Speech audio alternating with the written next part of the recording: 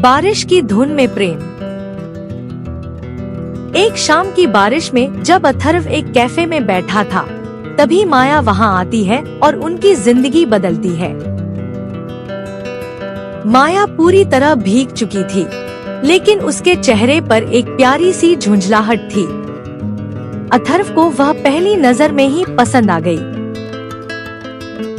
Cafe में जगह नहीं होने के कारण माया अथर्व के सामने वाली कुर्सी पर बैठती है और दोनों की बातें शुरू हो जाती है। माया को पता चलता है कि Atharva the old man and the sea किताब पढ़ रहा है, जो उसकी पसंदीदा किताब है। दोनों की बातचीत शुरू होती है और वे एक दूसरे को जानने लगते हैं। अथर्व को माया की बातें पसंद आती हैं और माया को अथर्व की शांति। जब वे अपने नाम बताते हैं और अपने कप आपस में टकराते हैं, तो लगता है जैसे समय थम गया हो। बाहर बारिश तेज हो रही थी, लेकिन कैफे के अंदर एक नई मोहब्बत की शुरुआत हो चुकी थी। अगले कुछ दिनों में अथर्व और माया एक दूसरे के साथ अधिक समय बिताने लगते हैं। वे साथ में बारिश में घूमते हैं, किताबें पढ़ते हैं और चाय पीते हैं।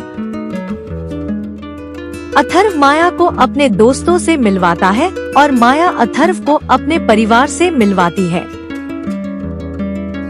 जैसे जैसे समय बीतता है, उनका प्रेम गहरा होता जाता है। एक दिन अथर्व माया को एक खूबसूरत सूर्यास्त के समय प्रपोज करता है। माया हाँ कह देती है और वे दोनों एक दूसरे से वादा करते हैं कि वे हमेशा एक दूसरे के साथ रहेंगे। और इस तरह उनकी प्रेम कहानी शुरू होती है, जो बारिश की धुन में प्रेम की एक अनोखी कहानी बन जाती है।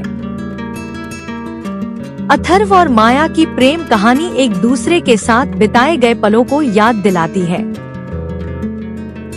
उनकी प्रेम कहानी एक दूसरे के प्रति वफादारी और प्यार को दर्शाती है। अथर्व और माया की प्रेम कहानी एक दूसरे के साथ बिताए गए जीवन को दर्शाती है।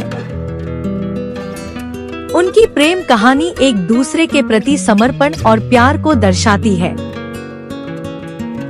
अथर्व और माया की प्रेम कहानी एक दूसरे के साथ बिताए गए पलों को याद दिलाती है और उनके प्यार को मजबूत बनाती है। और इस तरह उनकी प्रेम कहानी एक दूसरे के साथ बिताए गए जीवन को दर्शाती है और उनके प्यार को अमर बनाती है।